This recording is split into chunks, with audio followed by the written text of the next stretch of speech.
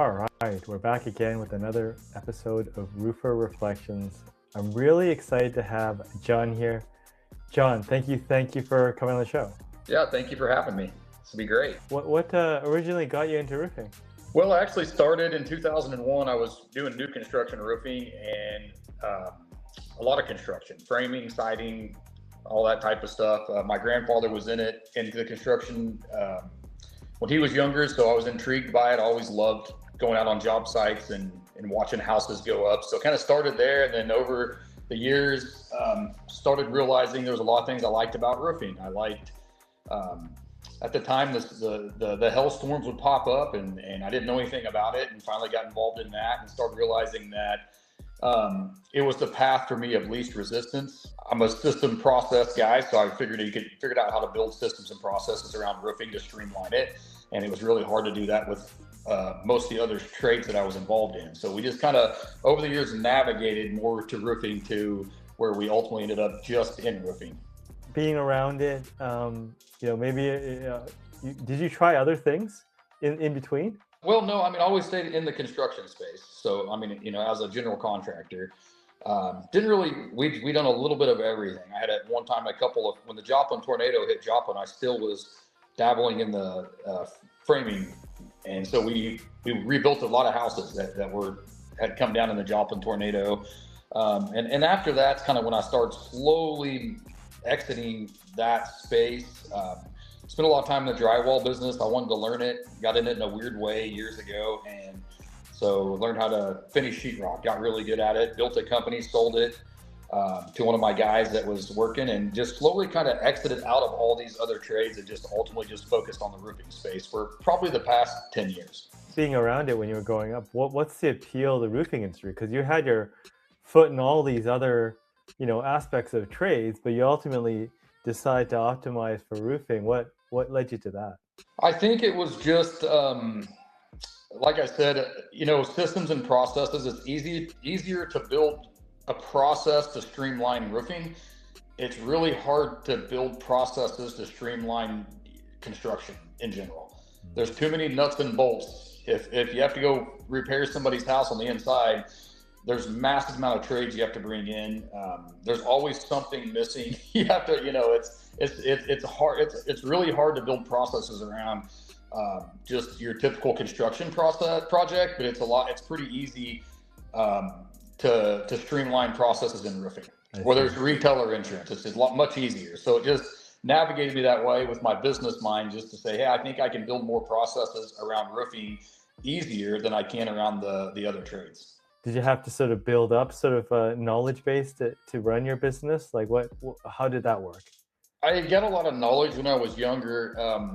Like I said, I had a family member that was involved in construction, so I was intrigued by it. I got to be part of building some houses. My dad and I built a few spec homes, and I really liked it. I enjoyed the trades. I've always enjoyed the trades. So I spent probably the first 10 years from 2001 to about 2011 or 12, literally on a roof, on a framing site somewhere. I love to work. I love to work outside. I like to figure out problems. So I by heart, I'm a tradesman by heart. And then, about 2011 or 12 when I decided, man, we really need to scale this thing.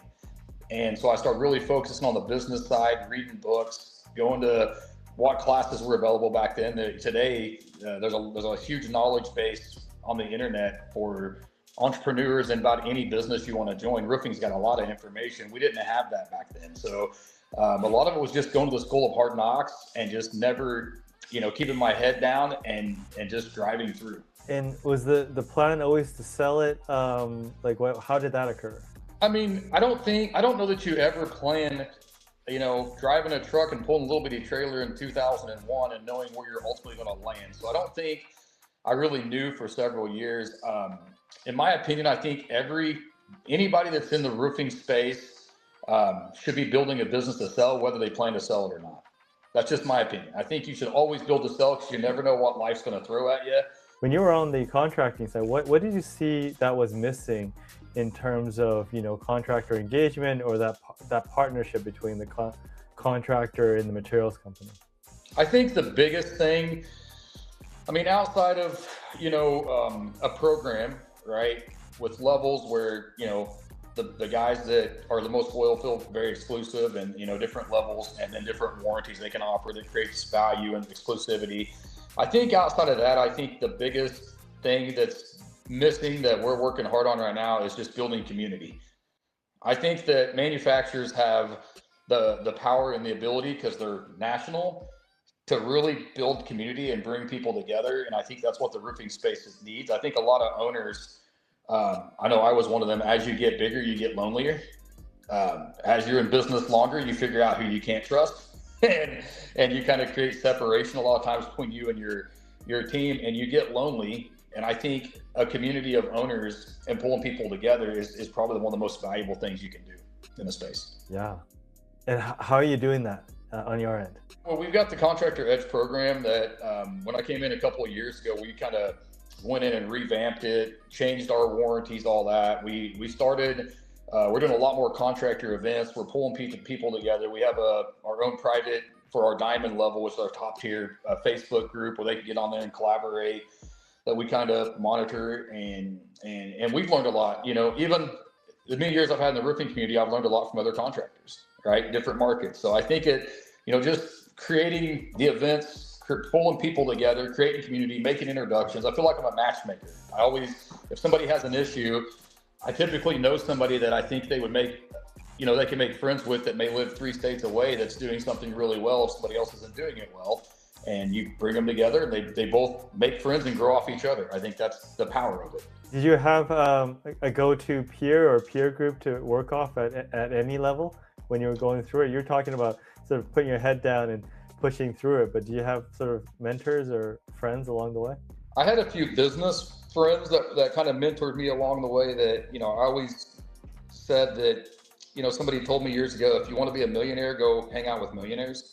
And so I had some people that were not in the roofing space that kind of helped pave the way, or helped me learn over the years. I can think of several actually in my mind that would sit down and talk to me and give me advice.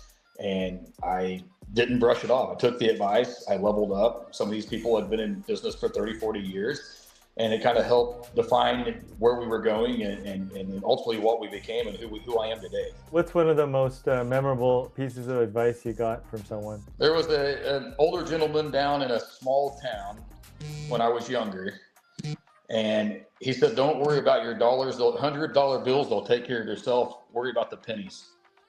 So that was a piece of advice he gave. So he said, don't worry about basically what he was saying, don't worry about the things that, the big expenses, watch the small ones, because they're the ones that add up to be the most. And he was right. So I learned that. It's probably one of the best, most memorable things that he sat me down and told me one day, and I never forgot. If you're talking to someone that's new, that's looking to jump in, what advice do you have for them? Honestly, I would tell people not to. I think the word on the streets and the big push, there's a lot of the events I see is, scale. And I would tell people to go slower and make it more quality over quantity. I think really that 5 million mark is where you make your most money. That's just my opinion. I think it's sustainable. It keeps life enjoyable. You can manage it well, and it makes the most profit, in my opinion. I think that people try to race to big numbers, and I've seen a lot of guys do that and it not come out well. So grow slow and work on quality over quantity. That's what I would say.